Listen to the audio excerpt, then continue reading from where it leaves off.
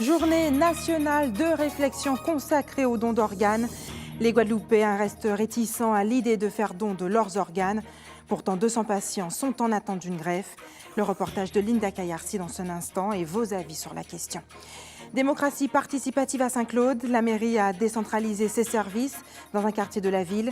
Une action de proximité pour répondre aux besoins de ceux qui souhaitent être informés des affaires communales. Et enfin, l'heure des récompenses a sonné pour les élèves qui s'apprêtent à prendre congé. Une remise de diplôme a eu lieu ce matin à l'école Léon Fex. Et l'excellence des élèves des écoles primaires du Gosier a été encouragée. Nous partagerons dans ce journal leur joie. Bonsoir, je suis ravie de vous retrouver. Près de 200 Guadeloupéens sont dans l'attente d'une greffe. Le don d'organes, un acte délicat qui demande réflexion. C'est pourquoi ce mercredi 22 juin a été décrété Journée nationale de réflexion sur le don d'organes. Pour cette 16e édition, le CHU de Pointe-à-Pitre a organisé une journée d'information dans son hall d'accueil. Reportage Linda Kayarsi. Comment faire un don d'organes? Comment faire connaître ses volontés? Ce matin, Jean Roger a obtenu des réponses à ces questions. Oui, j'ai eu des informations par le fait de savoir que c'est un don gratuit et que il faut en parler juste à la famille et qu'on soit déjà averti de savoir que c'est pour le bien des autres. Alors du coup, oui, j'ai eu des informations qui m'intéressent, oui, parce que j'aurais aimé me donner de mes organes si un jour je décède. Même si elle témoigne d'une volonté de solidarité, la carte de donneur n'est pas suffisante. En parler avec ses proches est donc essentiel. Il y a tout un circuit qui permet de partir du don et d'arriver à ce que la personne puisse être greffée. Et c'est là que les coordinatrices, dont je fais partie, interviennent. Donc elles vont coordonner tout ce petit monde qui va passer aussi bien au niveau départ quand on va recenser le donneur, pour jusqu'à aller donc, à l'accompagner au bloc, parce qu'on va en bloc opératoire avec le donneur, et puis à la fin à la mort. Acte de solidarité gratuit, volontaire et anonyme, le don d'organes continue de changer la vie de milliers de malades chaque année. Une fois le prélèvement d'organes autorisé par l'Agence de biomédecine, une prise en charge est faite au bloc opératoire, donc dans des conditions de chirurgie classique, avec ensuite une restitution on va dire tegumentaire du patient, du donneur complète. Ensuite les organes sont préparés et des examens sont faits pour choisir en fonction des caractéristiques des organes les receveurs les plus compatibles. Aujourd'hui, plus de 57 000 personnes vivent grâce à un don d'organes et plus de 90% des greffons viennent de donneurs décédés. Ce sont des donneurs qui sont en état de mort encéphalique et pour qui il n'y a plus de possibilité de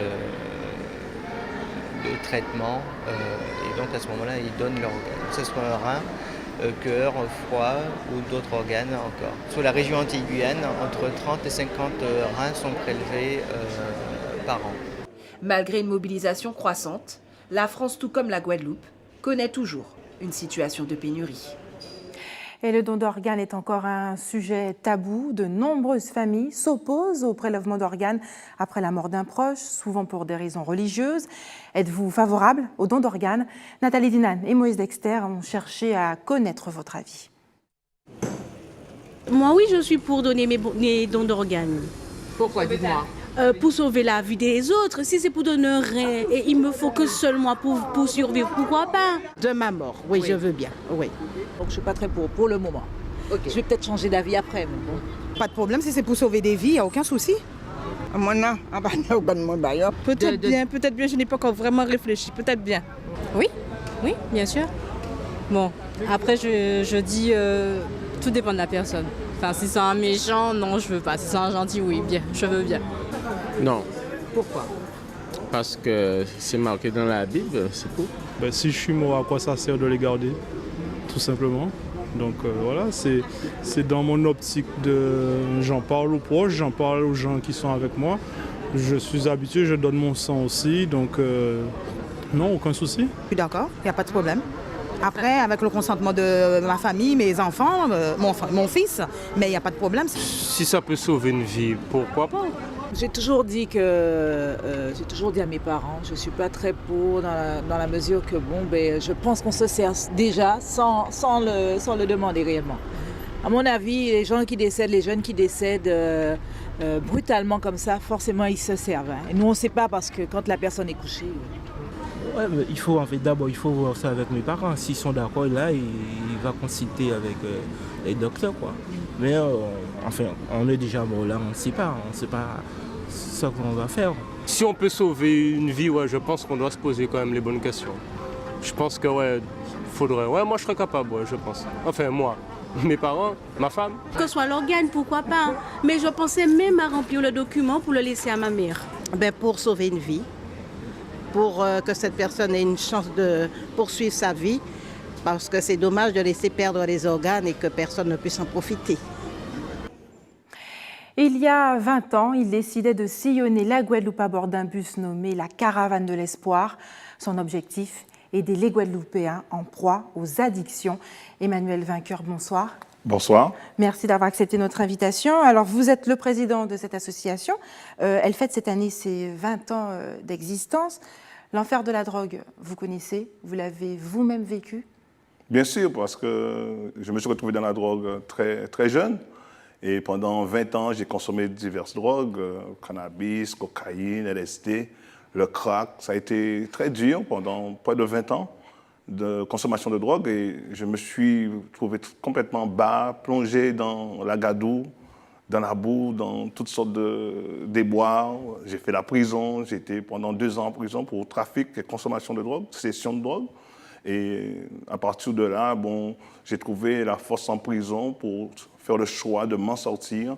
Et j'ai puisé la force dans la foi. Et puis à partir de là, je me suis retrouvé dès la prison en train de travailler contre la drogue. Je me suis dit, je veux me battre contre la drogue. Vous avez décidé d'aider justement les personnes à briser cette spirale. Vous avez pris votre bâton de pèlerin, je peux le dire comme ça, chaque année à l'occasion de la Journée internationale contre le trafic et l'abus de drogue.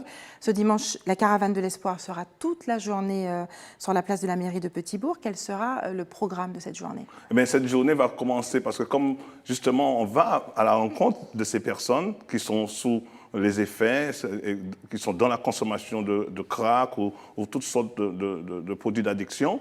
Et nous allons justement dans la rue vers eux et pour être avec eux. Et donc, il y aura une manifestation un peu comme ça, il y aura un temps de débat, conférence-débat sur le podium de la mairie de Petit-Bourg. Et il y aura des intervenants avec nous, des spécialistes, des éducateurs, des éducatrices, des personnes professionnelles qui vont parler, dire leurs impressions par rapport à la drogue. Il y aura aussi des témoins qui vont parler. Ensuite, il y aura un temps où il y a des artistes peintres vont être là pour montrer aussi ce qu'ils ont vécu dans l'enfer de la drogue et comment ils ont pu s'en sortir à travers leur talent. Il y aura des jeunes talents aussi artistiques qui vont chanter, slammer, tout ça. Comment vous avez réussi à décrocher?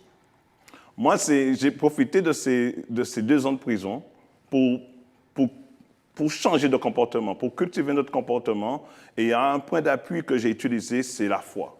Mon point d'appui pour m'en sortir, c'est la foi. Et j'ai pu me garder de consommer de la drogue en prison, parce qu'en prison, il y a de la drogue.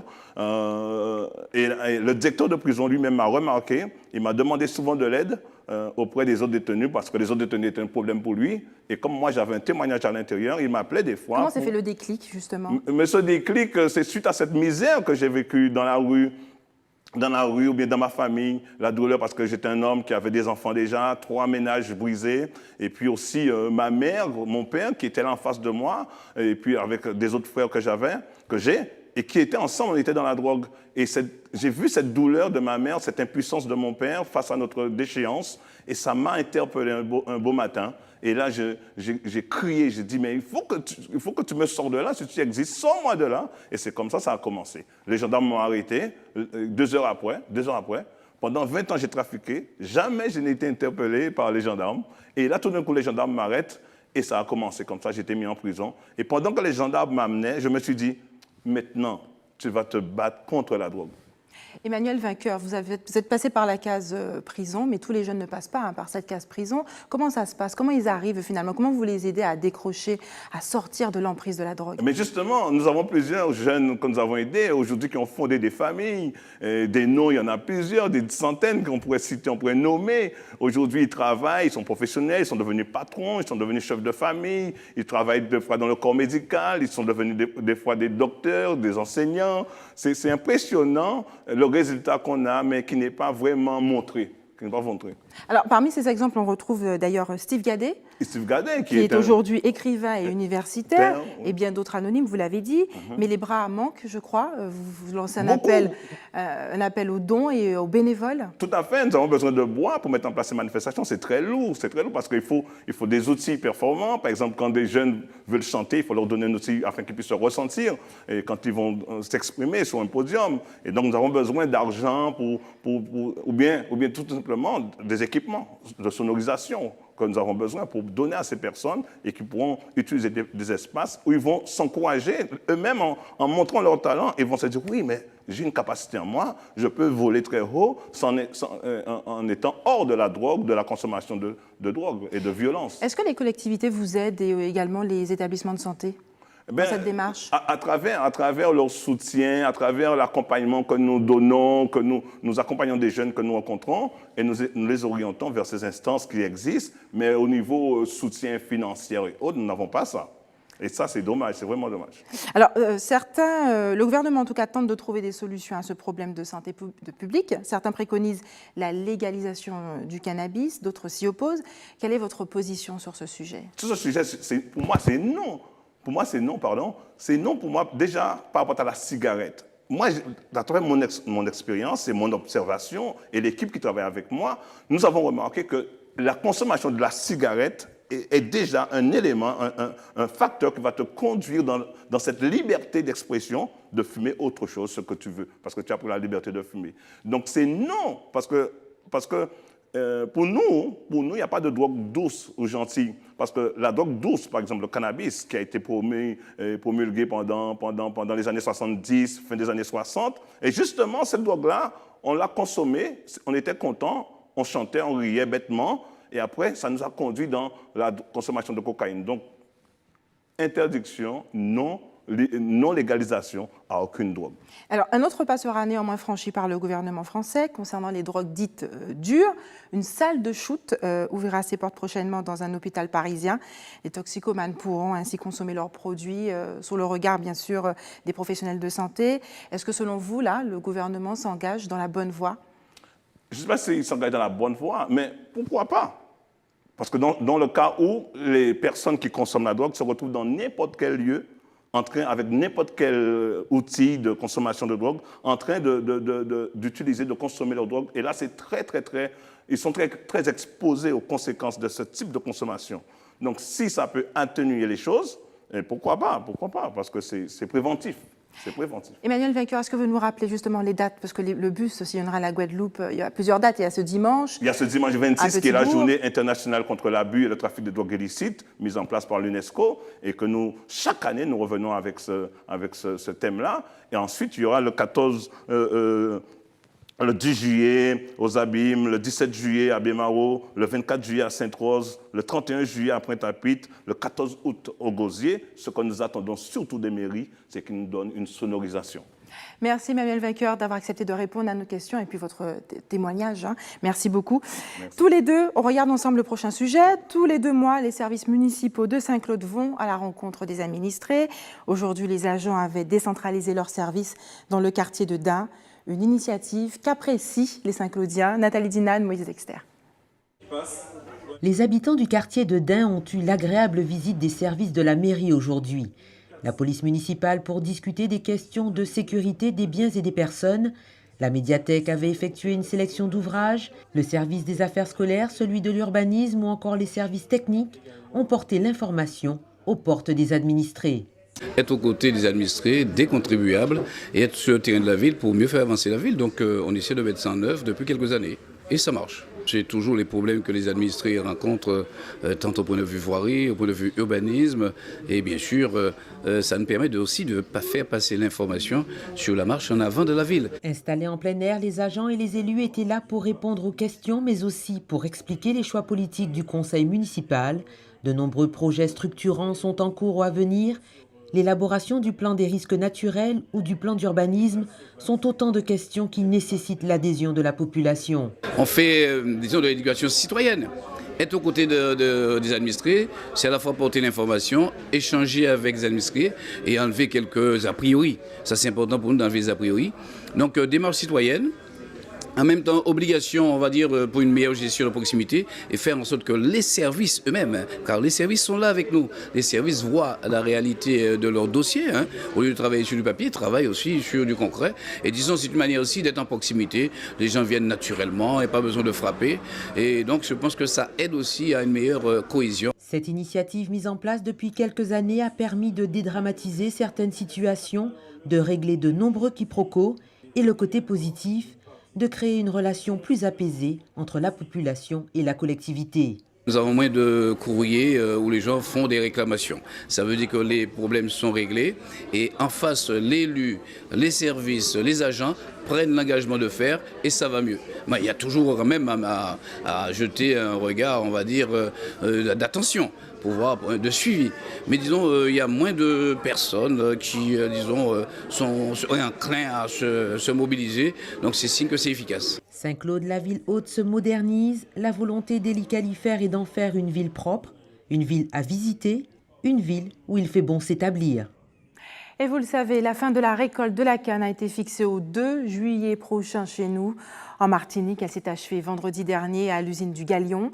Les distilleries bouclent elles aussi leur saison. Aujourd'hui, l'heure était au bilan. 2016 a-t-elle été un bon cru?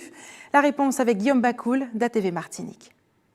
Bilan mitigé cette année pour la campagne de récolte de la canne à sucre. Si avec près de 199 000 tonnes récoltées, on se rapproche du tonnage de 2015, la teneur en sucre, elle, est sensiblement à la baisse.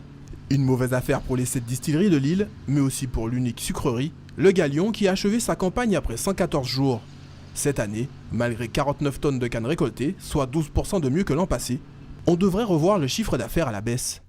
Je dirais que si notre objectif en matière de tonnage est atteint à 99%, notre objectif donc, de production de sucre ne sera pas atteint, puisqu'effectivement, les cannes ont été donc beaucoup moins sucrées donc, en 2016. Pour nous, c'est un manque à gagner, puisqu'effectivement, notre prévision donc, de production donc, de sucre ne sera pas atteinte. On ne peut pas extraire plus de sucre qu'il y en a dans la canne que nous achetons. Une baisse de la qualité de la canne due essentiellement aux conditions climatiques, un phénomène décrypté au centre technique de la canne à sucre du Lamentin.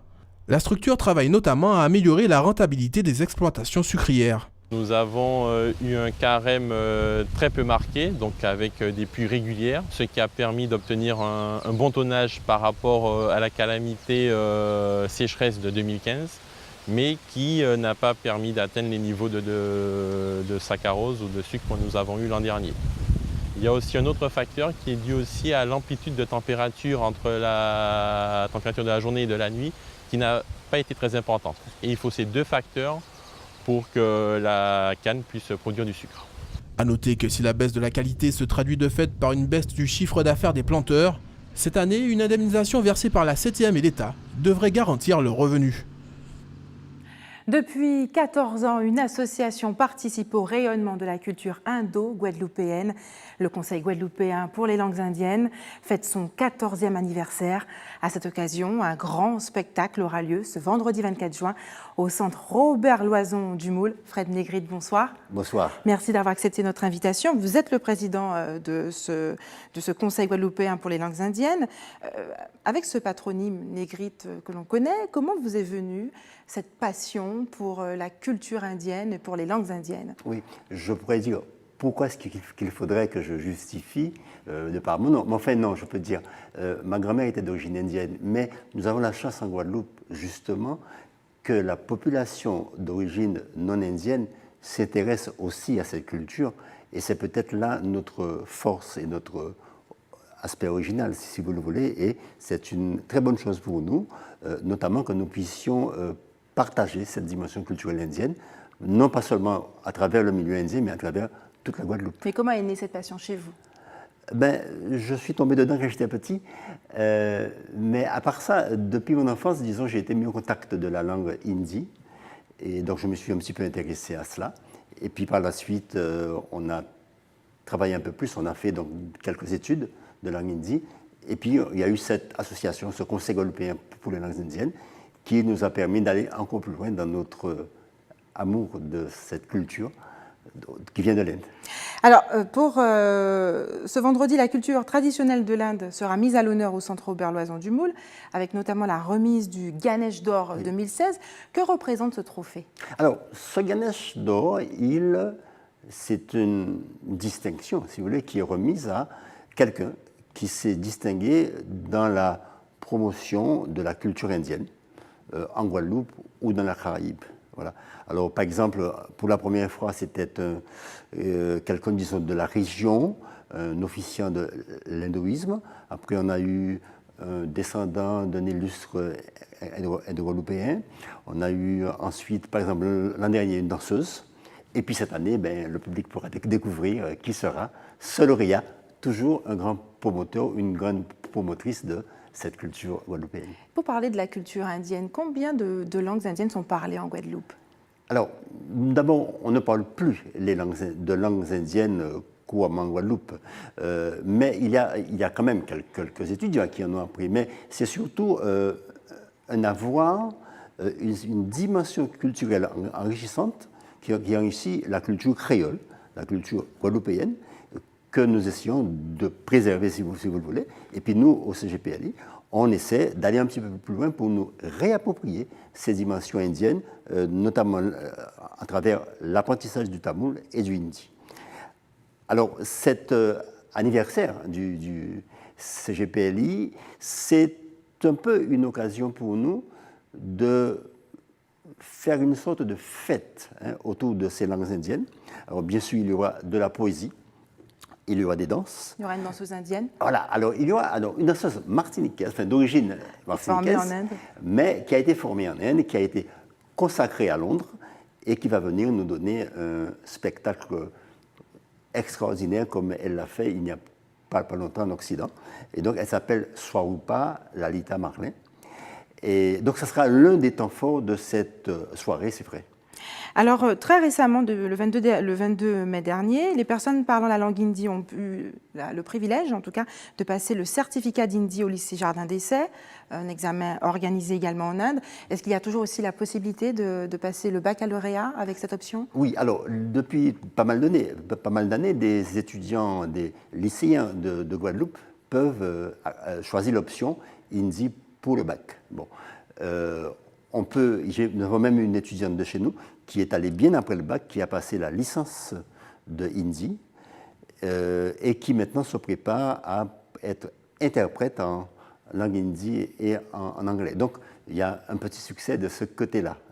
Donc, le hindi en tant que langue optionnelle est une chose importante pour nous, Guadeloupéens, et pas seulement pour les Guadeloupéens d'origine indienne.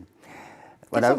Oui. Quels sont vos projets pour l'avenir? Alors, d'abord, mon projet immédiat, c'est de réussir cette fête de vendredi déjà, parce que, bon, j'avoue que c'est un petit peu le point sur lequel actuellement on se focalise, si vous voulez, puisque ça sera une manière pour nous de mettre en valeur le travail de ces étudiants en langues indiennes, puisqu'il y en aura pas mal qui vont présenter non seulement de la danse, mais aussi tout cet aspect artistique et littéraire important et esthétiquement très beau d'ailleurs. Bon. Alors maintenant, nous avons d'autres projets un peu plus loin, qui est toujours de développer cet enseignement, mais surtout de l'ouvrir sur l'ensemble de la Guadeloupe, l'ensemble des personnes qui seraient intéressées, pas seulement en tant que langue de culture, mais en tant qu'aussi que langue, par exemple le hindi, en tant que langue de la promotion sociale. Ce sera un outil aujourd'hui, ne serait-ce que pour, par exemple, avoir un emploi, en tout cas l'un des outils. On le sait, l'intégration des premiers Indiens en Guadeloupe ne s'est pas faite sans douleur. Quel regard portez-vous sur la place du Guadeloupéen d'origine indienne aujourd'hui? Alors, il faut faire des distinctions pour des raisons pratiques, si vous le voulez. Mais il s'agit d'abord de Guadeloupéens, d'accord? Alors, on peut parler d'abord d'une grande intégration. Alors, si nous regardons dans le détail avec une loupe, on va voir qu'il y a encore beaucoup à faire.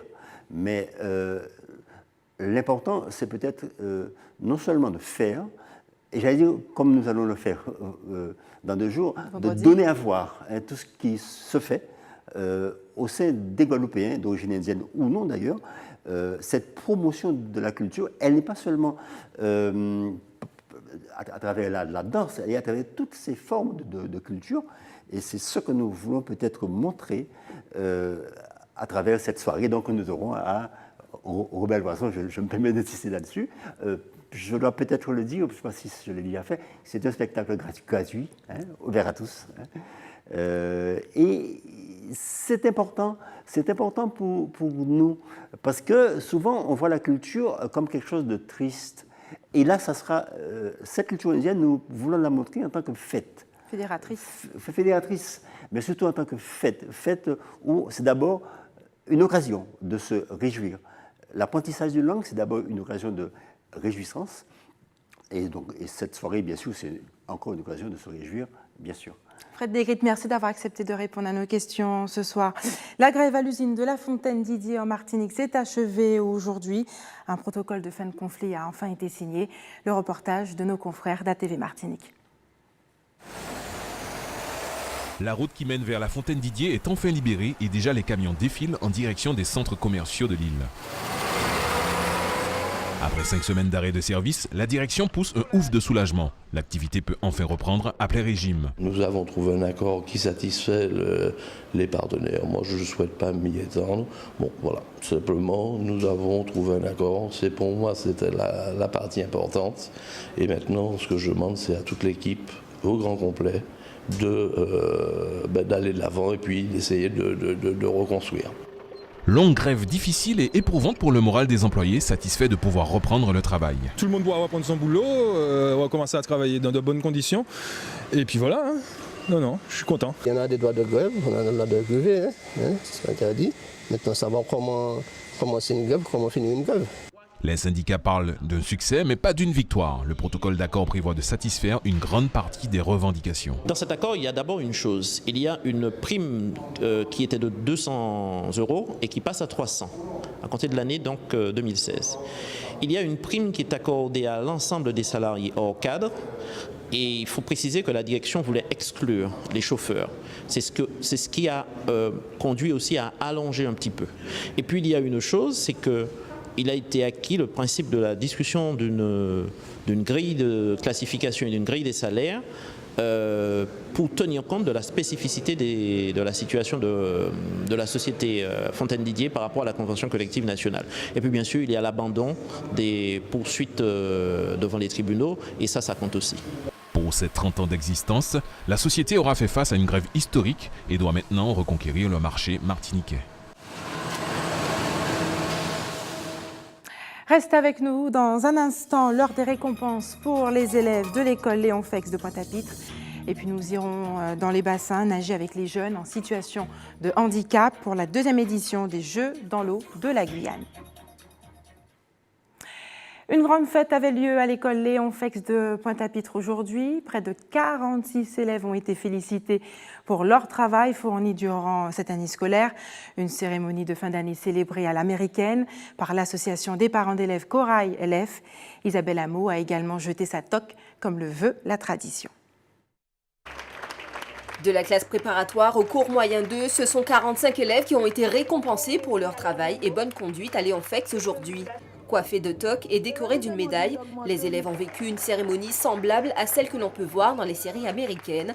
Joanne, élève du CP, a reçu le prix d'excellence dans sa classe. Je respectais les profs, je ne m'amusais pas dans la classe, je me comportais bien sur les rangs, je m'alignais bien et je me tenais bien. Il faut obéir, il faut écouter la maîtresse et il faut respecter les adultes. Une cérémonie qui a vécu sa première édition avec pour parrain et marraine le chanteur Chris et la chanteuse Tisha. La remise des prix a pour but d'encourager les élèves à poursuivre leur effort et viser l'excellence. Ce projet est vraiment né d'une idée par rapport au fait qu'il y a toujours ce problème de relâche sur la fin de l'année. Et c'est vrai que de savoir à l'issue de la fin de l'année qu'il y aura une cérémonie où on va récompenser déjà la classe de l'année, le prix de l'excellence, le prix du meilleur comportement, la meilleure progression.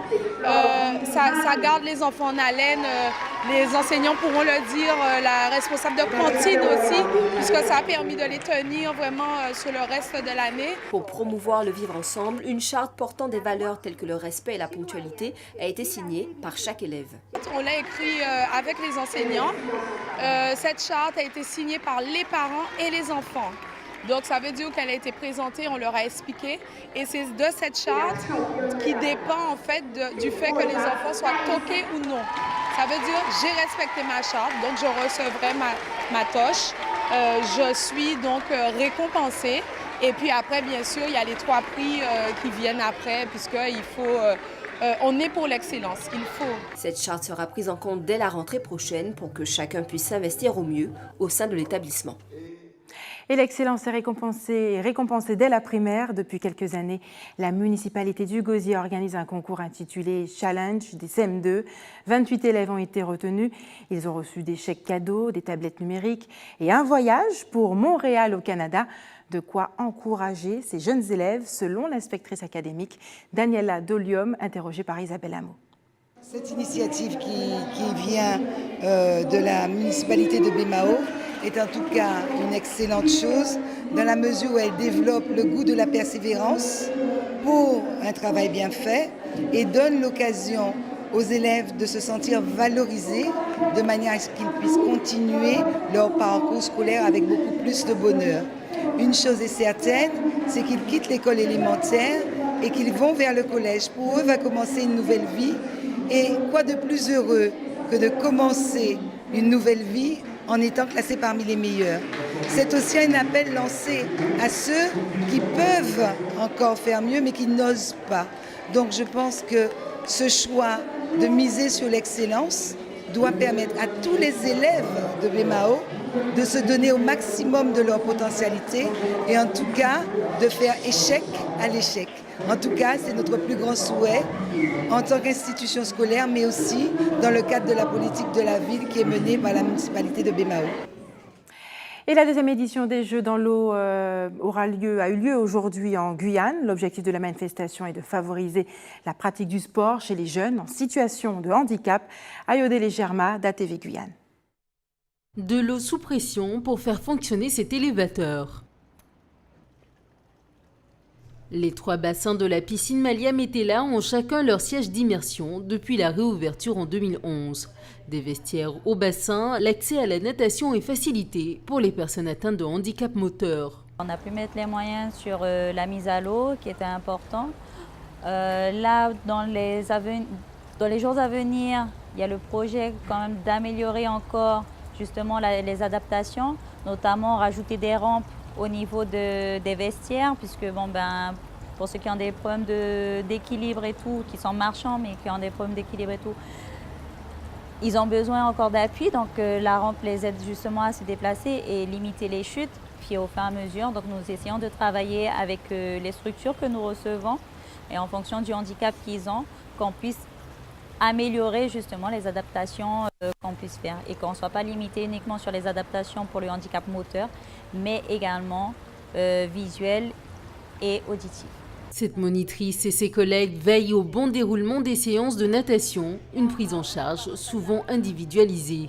Au niveau de l'activité natation, sur l'apprentissage de la natation, c'est essentiellement moi qui intervient et mes collègues restent en surveillance. Mais voilà, sur une journée comme ça, ils sont actifs et c'est un travail d'équipe avant tout. Ensemble, nous travaillons pour justement apporter la sécurité nécessaire pour ce public. Sachant qu'on travaille aussi avec les professionnels des structures, puisque certains enfants ont besoin d'une présence, donc là on est sur du 1 pour 1, et pour d'autres, voilà, on peut avoir 2 ou 3 pour un accompagnateur. Donc c'est vraiment en fonction du handicap et tout, de la demande qu'on adapte et qu'on sécurise au mieux. Dans les mois qui viennent, les malvoyants et les malentendants devraient eux aussi bénéficier de facilités. Et c'est l'heure des informations pratiques maintenant. Il y aura des coupures d'eau dans les quartiers de Loisel, Périnette et d'Ampierre et au Gosier dès demain matin à 7h. Un retour à la normale est prévu en fin de journée. Et puis quelques coupures d'électricité à Beaumanoir aux Abîmes, Grande Savane à Petit-Bourg et à Changrier-aux-Moules sont prévues demain, essentiellement dans la matinée. Enfin, si vous voulez donner votre sang, la collecte mobile de l'établissement français du sang sera demain à Jarry, face à la SOMAF, dans la zone industrielle de Jarry, et vendredi 24 juin à l'avenue de l'Europe à Saint-François, et samedi 25 juin au Carrefour Market du Lamentin. C'est la fin de notre édition locale et régionale. On se retrouve dans un court instant pour le rappel du titre. À tout à l'heure.